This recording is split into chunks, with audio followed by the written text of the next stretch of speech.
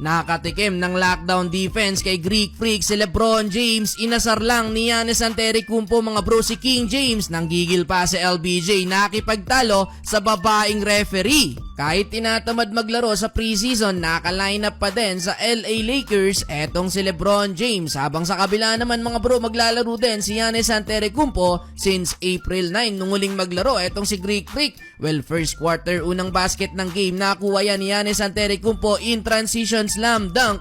Back-to-back basket pa para kay Greek Freak mga bro to start the quarter. Kaso etong si Anthony Davis maagang tinamaan ng bola sa ulo mula sa pasa ni D'Lo. After ng timeout ng Lakers nakapagtala ng 9-0 run ng LA. Anthony Davis bumawi mga bro, huli ang layup ni Greek Freak sa play na to. Nauwi pa yan sa fast break points ng Lakers. Solid sa first quarter si Rui Hachimura na nakapagtala ng 6 points. 7-minute mark ipinagpahinga itong si Lebron James. Pinalitan siya ng rookie na si Dalton Knecht na agad naman nakapagtala ng puntos mula sa putback dunk na to. Sa mga oras na yan nahawak pa ng Lakers ang lead. Umabot sa 6 points ang inahabol ng Milwaukee. Na injured pa under 5-minute mark etong si Damian Lillard. Kaya naman agad na inilabas etong si Dame Dolla. 5 minutes lang din naglaro etong si Giannis. Under 4 minutes napa-takeover mode etong si Bobby Portis. Kumana ng 8 straight points mga bro para burahin ang kalamangan ng Lakers. Nag-ala Carmelo Anthony pa nang makapagtala ng 2 3 points. Pero yun nga lang, bumawi sa dulo ang LA. Max Christie solid 8 points sa first quarter. 9-0 run para sa Lakers. Gabe Vincent nakapagtala din ng 3 points mga bro last 44 seconds. Huli ni Giannis ang layup ni LBJ kaso may foul nga lang nakasama. Well, end of first quarter lamang ng 3 points ang Lakers, 26-23.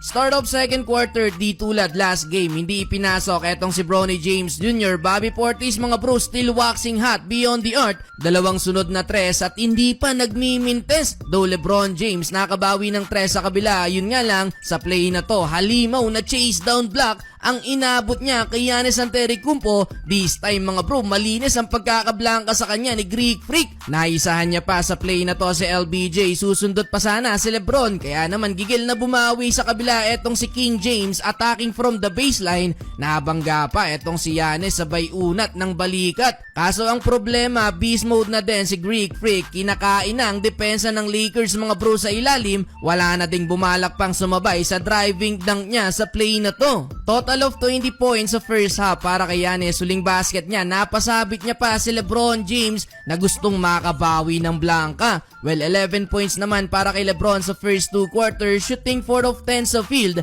Kaso heto, last 14 seconds mga bro, another block shot for Giannis. Binutata ulit si Lebron James. Na double knockout pa si Lebron dahil na technical siya nang magreklamo sa officials. Nakipagtalo pa sa babaeng referee etong sa LBJ. End of first half mga bro, 58-52.